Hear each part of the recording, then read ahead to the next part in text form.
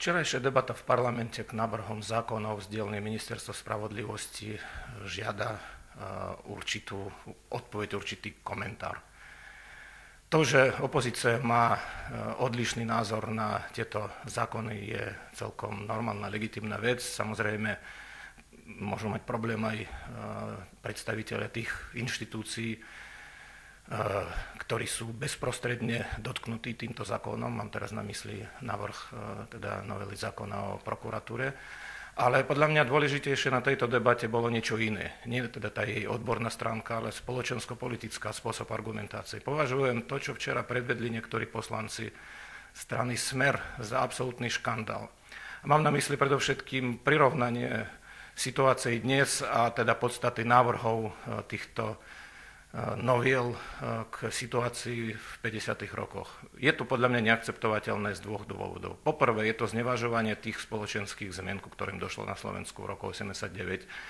My tu máme stabilnú, konsolidovanú demokraciu, sme členská krajina Európskej únie, spĺňame všetky kritériá demokratickej spoločnosti a to, že opozícia nesúhlasí s konkrétnym návrhom legislatívnych opatrení, vôbec jej nedáva podľa mňa oprávnenie takýmto spôsobom znevažovať charakter nášho súčasného spoločenského zriadenia. A po druhé je to škandál, pretože v podstate ide o trivializáciu zločinov, ku ktorým došlo v 50. rokoch. V 50. rokoch tu panoval režim nedemokratický, totalitný, desiatky ľudí boli popravení, tisíce boli poslaní do väzenia. Naozaj prirovnávať súčasnosť k 50. rokom je zľahčovaním tých zločinov, ku ktorým dochádzala počas totalitného komunistického režimu.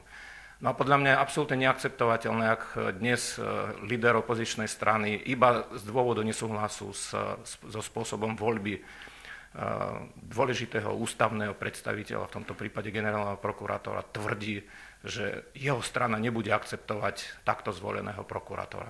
Iba podotýkam, že my máme naozaj ústavnú demokraciu a máme v ústave ten článok, ktorý ešte celkom nedávno predseda najsilnejšej opozičnej strany chcel aktivovať, pretože nesúhlasil so zmenou spôsobu voľby generálneho prokurátora. Ak dnes politická strana prostredníctvom svojho najvyššieho predstaviteľa avizuje, že nebude rešpektovať zvoleného, legitímne, legálne, v plnom súlade so zákonom generálneho prokurátora, no tak podľa mňa dokazuje, že demokracia, demokratické zriadenie zrejme nespĺňa predstavu tohto politika alebo tejto strany súčasne existujúce demokratické zriadenie o tom, ako sa má vyvíjať spoločnosť. A podľa mňa to je dôvod na to, aby sme sa zamysleli nad tým, či naozaj súčasná opozícia, najmä je najsilnejšia časť, strana Smer, zodpovedá všetkým kritériám demokratickej politiky.